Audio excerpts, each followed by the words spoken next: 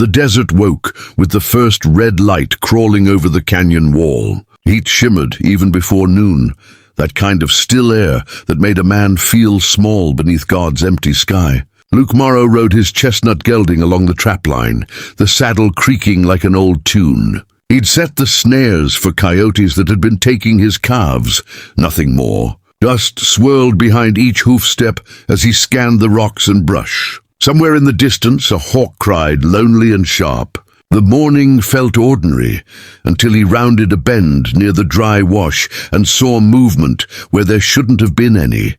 The snare had sprung. The net trembled against a cluster of mesquite, thrashing with desperate life. At first, Luke thought he'd caught a deer, maybe a wild dog. But when he drew closer, the sight froze him clean. Tangled in the coarse rope was a young Apache woman, her wrists bleeding from the struggle, hair matted with sand. She looked up at him like a cornered animal, half-starved, half-ready to die. For a long second, neither moved, the silence between them louder than the wind. Luke's hand rested on his rifle. Habit, not hatred. Yet in her eyes, he saw more pain than threat, the kind no weapon could quiet. Her breathing came fast, uneven. A broken arrow still hung from the edge of her pack, proof she'd been hunted before the trap ever caught her. Luke's mouth felt dry as the dust underfoot. Every story he'd heard about Apaches came rushing back. Raids, fires, ambushes in the dark. But this woman didn't fit those tales. She was barefoot, her clothes torn from miles of running. He could see the burn of the sun on her shoulders, the cut of exhaustion across her face. Slowly, he lowered the rifle and spoke, his voice low and rough. "Easy now. You ain't in danger."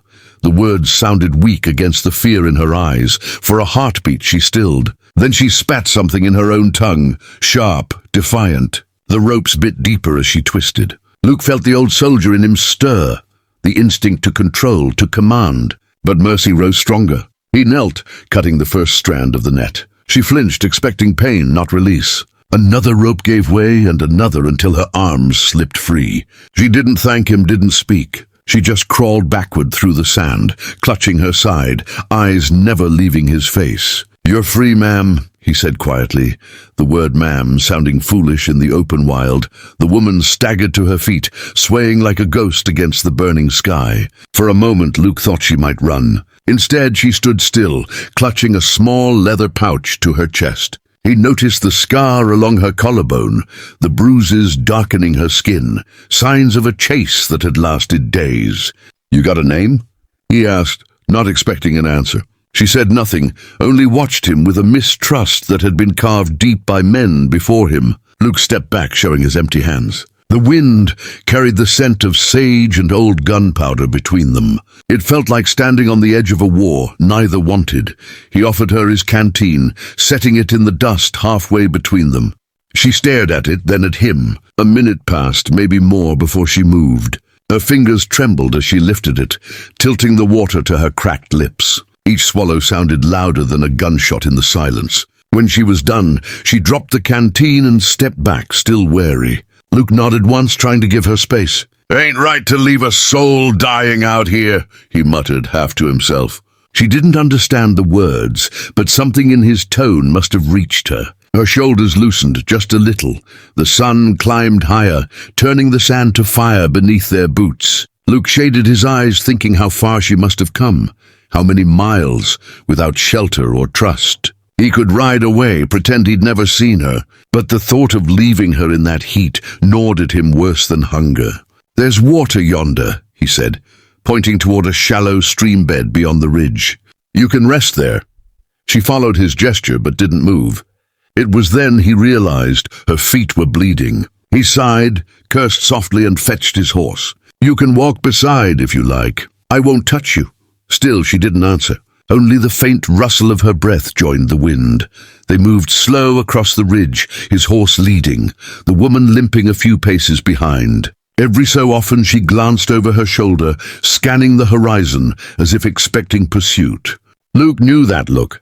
He'd worn it himself after the war, the habit of men and women who'd lost too much to ever feel safe again. At the stream, she knelt and cupped handfuls of muddy water, washing the sand from her face. Luke watched from a respectful distance, hands resting on his belt. Something in that moment shifted. She was no longer a stranger in a trap, nor he a hunter, just two lost people trying to outlive the desert's cruelty.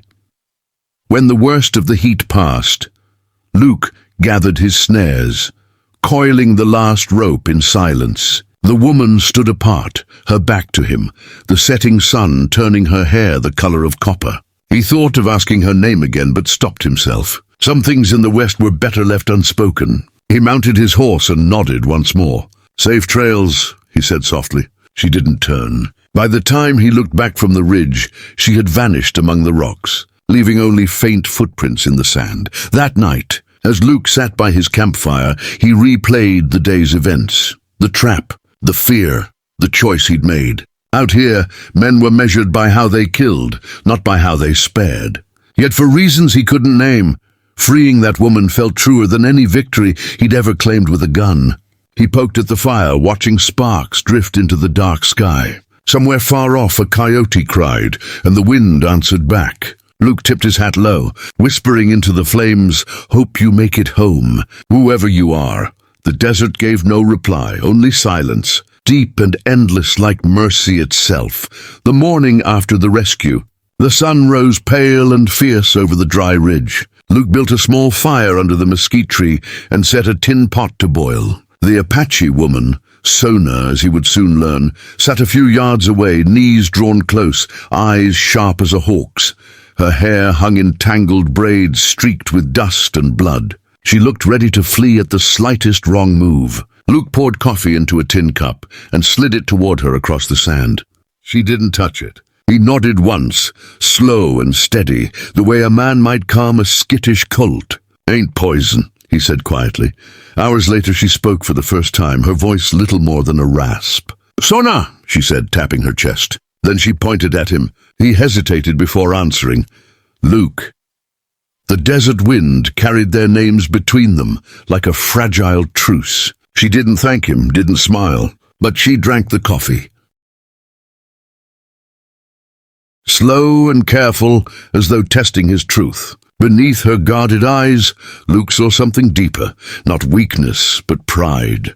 The kind of pride a soul carries after losing everything but its will to survive. He respected that. In some quiet way, he envied it. By noon, the heat was enough to melt the horizon into gold. Luke tore strips of jerky and left them near the fire. Sona eyed them, hunger and mistrust wrestling behind her expression. When she finally took one, she turned her back before eating, as though decency itself had to be protected from his gaze. Luke didn't speak. Words, he knew, were useless when trust was as dry as the land around them. Instead, he checked his horse's hooves, adjusted the saddle cinch, and pretended not to notice when she finished the food and sat straighter. Strength returning bit by bit.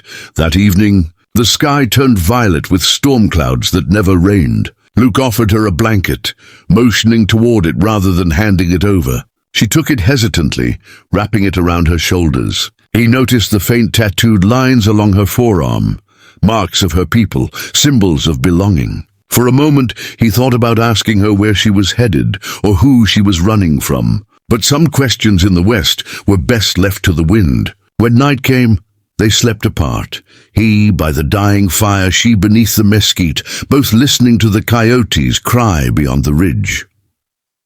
The next few days passed in a rhythm of quiet understanding. Luke went about his work repairing a broken fence and checking his water troughs, while Sona lingered near camp, silent but observant. Sometimes she helped, fetching twigs, tending the fire, even brushing his horse when she thought he wasn't watching. Once she caught him looking and straightened, pride flickering across her face like heat lightning. He tipped his hat in silent thanks. No words, just mutual respect forged from necessity and something neither could name.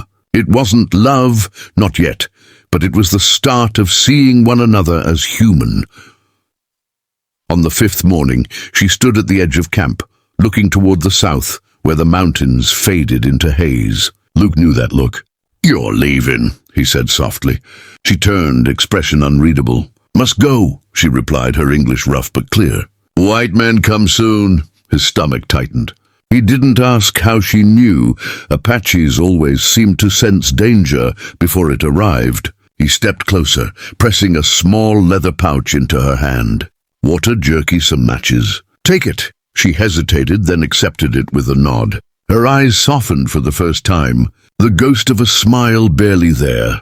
Before she left, Sona crouched beside the fire, taking a piece of charcoal and drawing something small and intricate on one of the stones, a feather carved in ash. Luke didn't understand its meaning then. She pointed at it and said one word, "Freedom." Then she turned, walking into the sun's glare until her figure disappeared into the waves of heat. The desert swallowed her whole, as it does all who dare to cross it. Luke stood there long after she was gone, the word echoing in his mind, freedom. Maybe that's what mercy was after all. Months passed. The summer bled into autumn, and Luke returned to the life he knew, mending fences, branding cattle, riding into town when loneliness got too heavy to bear. Folks at the saloon spoke of Apache raids, of soldiers moving north, of vengeance and blood. Luke listened but said nothing. He'd seen another side of that story, one woman caught between worlds, surviving the cruelty of both. Sometimes, when the wind blew from the south, he thought he heard her name whispered through the mesquite branches. He told himself it was just the wind. But he knew better. Winter came hard. The nights froze solid, the stars sharp as knives overhead. Luke sat by his fire, the carved feather still resting near the stones where she'd left it. One night, a traveler stopped by, an old trapper with stories that smelled of smoke and whiskey. "Over a tin of beans," he said. "Heard about a white man saved an Apache woman down near the canyon last spring. She called him the one who freed me. They say she leads her people now, keeps peace on both sides." Luke looked into the fire, saying nothing, but his chest felt lighter somehow. He never saw Sona again, but he carried her mark, that small carved feather, with him wherever he went. Some nights, when the desert was quiet enough to hear your own thoughts, he'd take it out and run a calloused thumb over its edge. It reminded him that not every battle in the West was fought with bullets. Some were fought with mercy, with the strength to spare rather than to strike. And in that lonely country of blood and dust, mercy was rarer than gold. Luke had learned that saving a life didn't mean owning it. Sometimes it meant letting it walk away. Years later, when Luke grew gray and bent from the sun, he returned to the same canyon ridge where it all began. The traps were gone, the land quieter now. He sat beneath the mesquite tree, listening to the wind roll through the stones. For a moment he thought he saw her. A figure standing against the horizon, wrapped in red cloth, hair caught by the wind. She lifted her hand once, a silent farewell. Then she was gone. Luke smiled, tipping his hat toward the fading light. In the land of blood and bullets, he'd done one thing right. He'd chosen mercy, and mercy had remembered him.